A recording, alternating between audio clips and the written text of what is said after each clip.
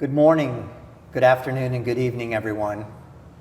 I'm here with my friend and business partner, Anand, and we're looking forward to a chat about business at its best and leaders at their best. Many of you probably know me, but maybe many of you don't know what I've been up to since I left P&G. Mostly startups, nonprofits, a civic initiative, coaching and mentoring next generation leaders. I've shifted my focus from large to small, public to private, global to local, to help entrepreneurs, small business and nonprofit leaders become more effective. I still believe in P&G fundamentals. Some of you may remember that when I stepped away in 2009 and again in 2015, I shared lessons I learned with our Global Business Council and business leadership teams. I talked about 7 P&G fundamentals I applied for 36 years. These fundamentals still matter, and I've learned that they apply just as well to small businesses, early stage startups, nonprofits, and civic initiatives. I still believe the consumer is the boss, the customer for a B2B business. I still believe in playing to win strategy. What is winning? Where are we going to play? How are we going to win? And what are the must-have capabilities and core competencies? I still believe in innovation. It is a how-to-win game changer, and for almost every company, a must-have core capability. I still believe in branding. Branding is the promise we make to the consumer and the customer, the promise that we have to keep. And most of all, I believe in people. Engaged, enabled, empowered people. I believe leaders are made, not born, and I believe leaders make a real difference. So before we begin to share stories about transformations driven by P&G fundamentals, let me introduce Anand. Anand is an innovator and an entrepreneur. He's a business leader and a community leader here in Sarasota, Florida. Hi everyone, my name's Anand. I was born and raised in the UK and ended up moving to America at the age of 18 to attend the University of Michigan. I began my entrepreneurial journey in college, dropping out to build a company in downtown Detroit. A car accident brought me to Sarasota, and it also transformed my views on business and entrepreneurship, community and civic responsibility. Over the past few years, I've had the opportunity of working with AG closely on a couple of community initiatives that are critical to our region here in Sarasota, Florida. My role today consists of building communities, advancing them, whether it be in the public or private sector. And so it's a pleasure to be with you all at the Alumni Conference. So AG, out of the companies that you shared that you've been working on since your last chapter at Procter & Gamble, one of the most recognizable by virtue of its product is probably Legendary. Why on earth and how did you get involved in the entertainment business? Well, I wanted to work with Thomas Tull, and he asked me to work with him. And Thomas was a fellow Hamilton College grad, and I knew he'd been very successful in private equity, and this was his first entrepreneurial venture. I also liked his hypothesis. His hypothesis was that he was going to make movies for fanboys. Okay. Who are fanboys? Yeah, fanboys are comic book kids, Comic-Con junkies, okay, kids that do a lot of gaming, and he felt this was a huge audience that was growing that would move to feature films if we gave them films that were interesting and exciting for them. Let's take a look at some of those films right now. So what are you proposing? It's simple. Kill the Batman.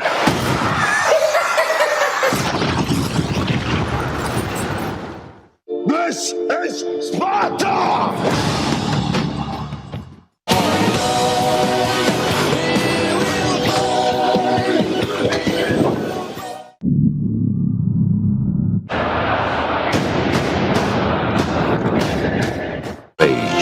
Rage against the dying of the light. All right, to make it. Yes, you are. Gotham must be destroyed. Gotham is beyond saving.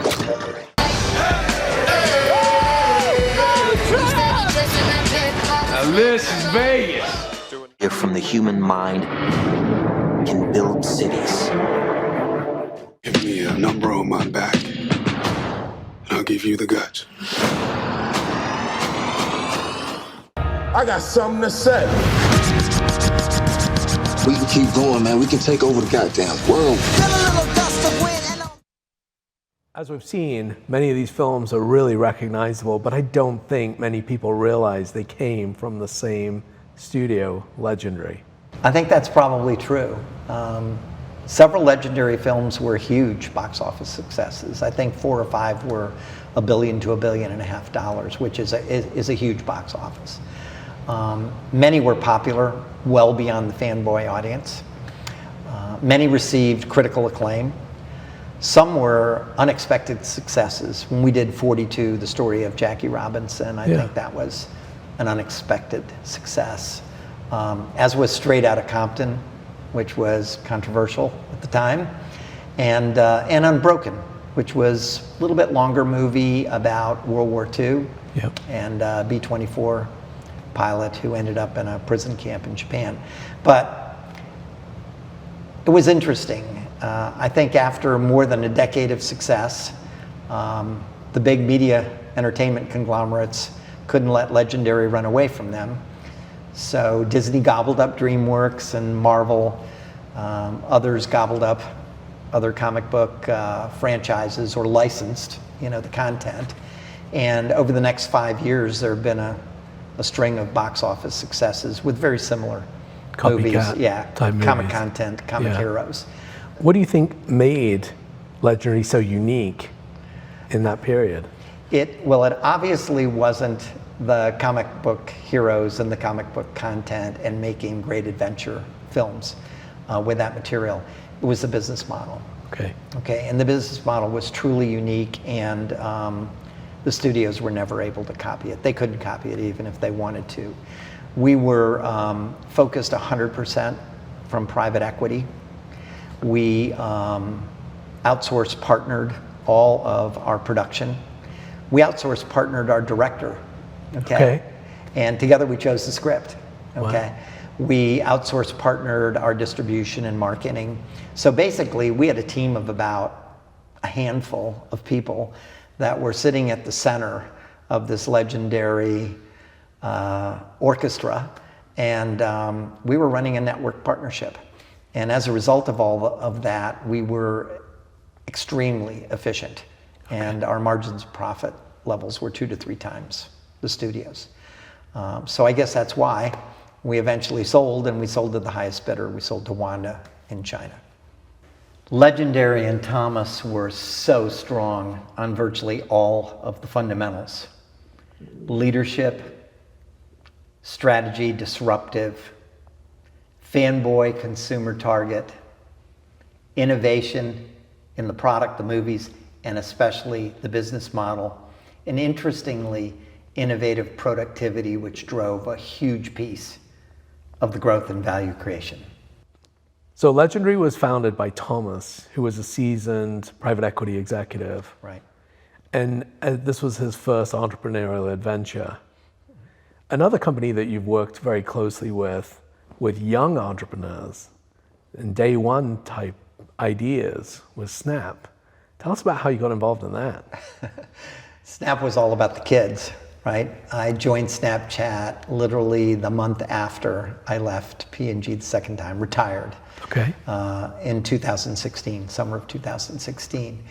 I'd met Imran and Evan back in 2014 when they called on the company and called on the brands, and were trying to encourage some of our brands to begin to experiment with Snapchat, which was literally a startup. So I was intrigued by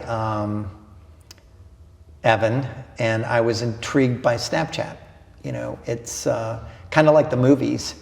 I had never worked directly in social media. We'd obviously worked with social media, but I'd never worked in it. So it was an interesting industry that I wanted to learn more about. And what I really liked about Evan and later Bobby when I met him was that they were so committed to their community, which was the community of teens. And they were so committed to innovation leadership in their industry. And it has been a ton of fun to watch a small startup grow through now year 10 to IPO a couple of years successfully and to continue to grow. We're now a multi-billion-dollar company and expand while they maintain their focus on building a company for the long term, their focus on serving their teen community, and their focus on doing whatever it takes to lead innovation. You know, from the beginning, they were the only camera company. The app opens into the camera. From the beginning, the chats and the snaps were ephemeral. They went away as soon as you opened them up to look at them or read them. Protecting teens' privacy, I believe, and I was a grandfather with teenagers. I cared about that stuff. They were very innovative. They created stories. They've led a lot of AI innovation, particularly with lenses. We've been experimenting with spectacles, you know, sunglasses you can snap, you know, while you're out and about. So I think it's been really cool what they've been doing. And how have they transformed their own community around this, like in terms of advancing people alongside them? Well, I think the neat thing about Snapchat is that, well, first, they have the largest following of anybody in the teenage community. I think 40 to 50% of US teens choose Snap as their first app preference, and they're on the app a couple hours a day. But we're very committed to the community and evolving the app to meet the needs and wants of the community. So it literally started as Snap and chat. We now offer stories, as I said. We offer Snapchat maps, which are very different from Google Maps. Okay, they're like, where are my friends and how can I get to see them in the next 5 minutes? We added Discover, which is one piece of produced and distributed media, but again, all designed for that audience. A lot of entertainment, a lot of quick news, a lot of quick sports.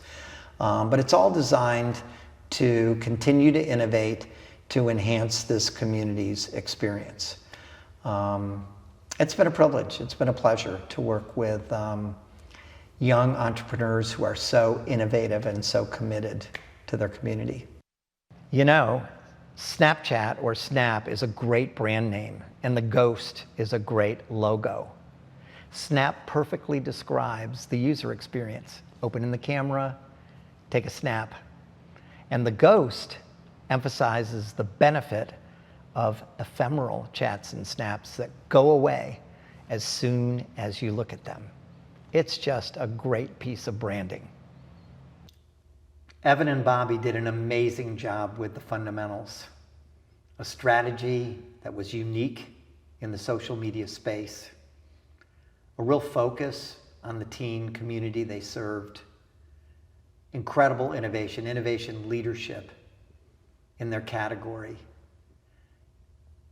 And amazing leadership for two young entrepreneurs just starting up a company.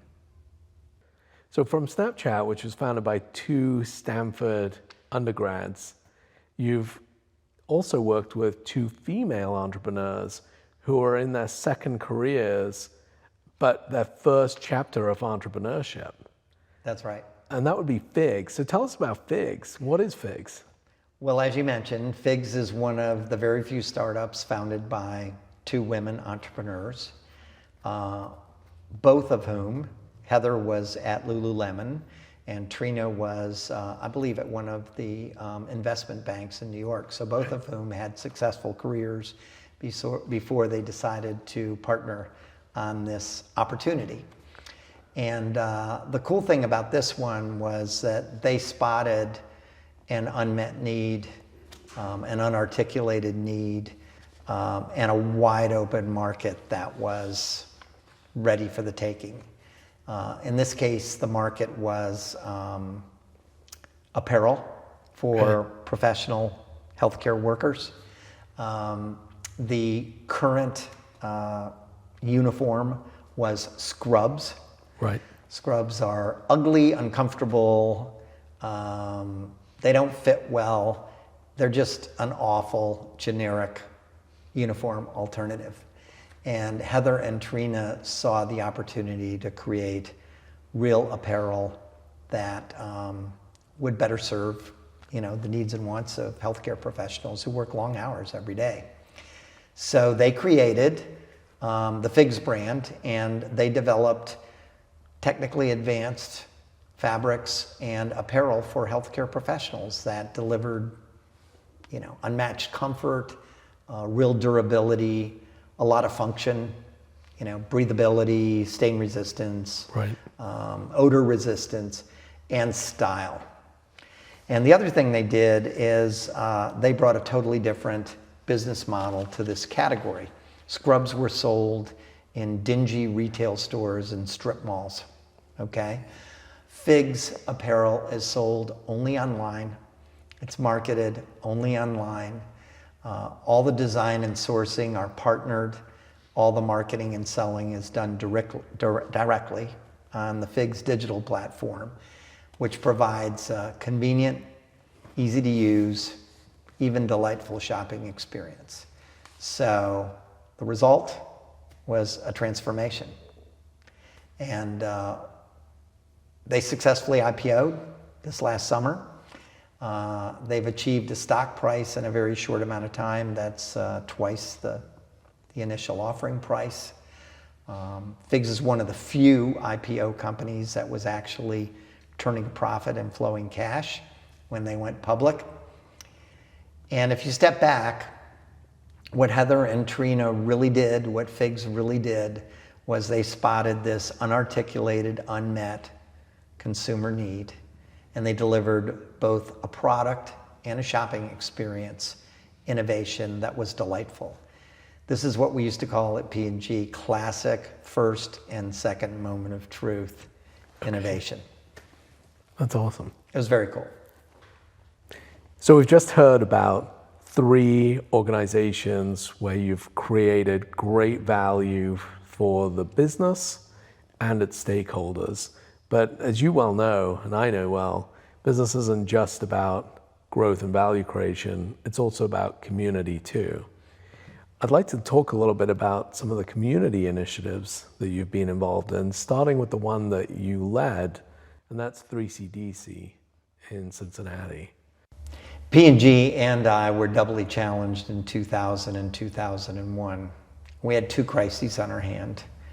We had a company crisis. We were in the early stages of turning around. And we had a Cincinnati city crisis as a result of a shooting of a young black teen by a young white police officer, which resulted in understandable civil unrest, curfews, and disruptions to downtown. I really didn't have a choice. I had to get involved with the city, and specifically with Mayor Charlie Lucan, and specifically with other business and community leaders. We had to turn around downtown.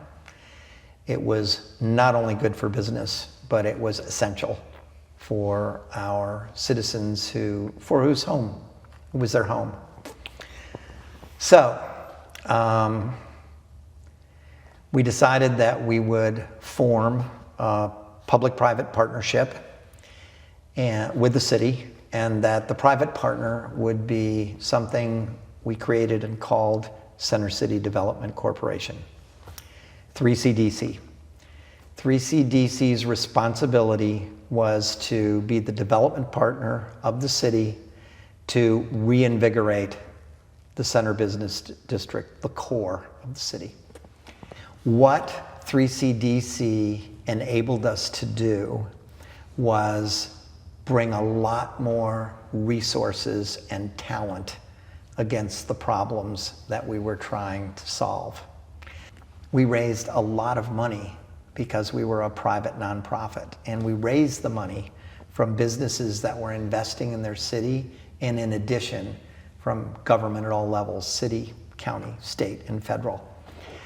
We attracted a lot of talent. So we attracted development talent that was fully the equal of commercial developers. We attracted a lot of people who wanted to work activating, programming, and planning for these places and spaces after they were redeveloped. The worst thing you can do is you redo Fountain Square and then it just sits there. Right? So the activation that was done, the programming that was done by 3CDC brought the square alive and made the design really work. So our strategy was classic P&G, focus on the core first and foremost. The core was Central Business District. The core was Fountain Square. Okay, and the first project we did was redevelop Fountain Square. The most innovative part of the whole thing was the way we organized and the way we worked at 3CDC. Fortunately, in addition to the business leaders and the community leaders and Mayor Lucan, we were able to hire a guy by the name of Steve Leeper, who had worked on the riverfront turnaround development in Pittsburgh. And he came to Cincinnati, and knock on wood, he is still there as the CEO of 3CDC 17 years later. And you know, what's happened? I think what started as a fix problems in specific spaces and places in the city has turned out to be one incredible transformation when you look back on it after nearly 20 years. Almost $2 billion has been invested by the private community and by government at the city, county, state, and federal level. Almost 200 buildings, several of which you saw in your visit, have been redeveloped and transformed and turned into thriving commercial businesses, office space, retail or residential. And we transformed an incredibly rundown city park at Washington Park into another incredible public park that's used by not just the neighbors, but people from all over the city. So when you step back, it was the crisis became the opportunity became fixing problems. We fixed problems and improved the kind of physical appearance and profile of the city. And then we did some placemaking, and we looked back on all of this and we said, oh my God, Cincinnati is totally transformed. And what's really cool is the community has transformed. Now people come to the city, they stay in the city, they come back to the city on the weekend, and all of these places have become gathering places that bring the city and the community together. The 3CDC transformation of the city of Cincinnati is an incredible example of strategy, focusing on the core, working out from the Central Business District, and eventually encompassing all of downtown. Leadership from the government side to the business side to the community side to Steve Leeper, and of course innovation, and particularly innovation with the public-private partnership and the nonprofit development corporation business model. Talked about transformation at 3CDC. Yeah. I've had the opportunity of working with you here locally in our backyard on the bay, a 53-acre park that's open, accessible, free and welcoming to all. It's rare that you ever get the chance to work on a 100-year, century beyond project. So for me, it's been particularly endearing to be able to touch and shape something. What made you get involved in this and why? The potential for transformation.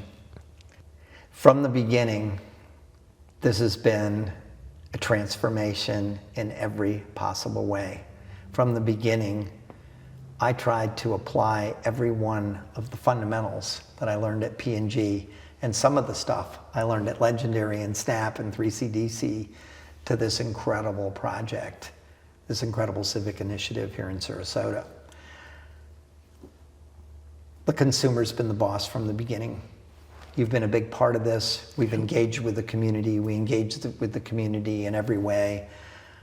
I've never seen a project where we've had more community touches, more community engagements, more community dialogues. And we do it live. We do it in small and large meetings. We do it on the website and in social media. Really important. The second big thing has been our partnerships. We partnered with the community and we partnered with the city. We've done the first ever public-private partnership with the city of Sarasota. You know how hard that was. Yeah, it was amazing. It was. And it's so important because we have a great partnership agreement. The Bay Park Conservancy is their design and development partner, their co-funding partner. We generate the funds from the private side, and the manager operator of the park as it's built. ATLARGE, you and I, created the Bay brand when there was nothing. You know, we created the brand and we made a promise. And the promise we made was imagine the possibilities. And the promise we made implicitly was one of transformation. And then we invited everyone in the community to join us and co-create, co-design with us, you know, continuously dialogue with us. The communications, how we dialogue with the community on a continuous basis. The use of our website, social media, Facebook, Instagram, LinkedIn, et al. It's just been every tool in the toolbox I've pulled out to try to help this community and the city go through this transformation of essentially a parking lot into a park, of a place into a gathering place for the community. So in every way, you know, whether it's been the consumer, innovation, the brand, strategy, or leadership, and that's the most interesting point. Our leadership has been distributed, right? One day it's the mayor, one day it's the city manager, one day it's the head of one of the major foundations, one day it's our design partner. You know, we are a tiny little park conservancy of 3.5 players, like Thomas Tull, orchestrating this network of partner providers who are going to make this possibility a reality. So we've covered a lot of ground in a short amount of time.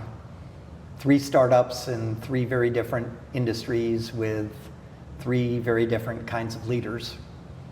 All transformations, all enabled and driven by fundamentals. Fundamentals we all learned at P&G.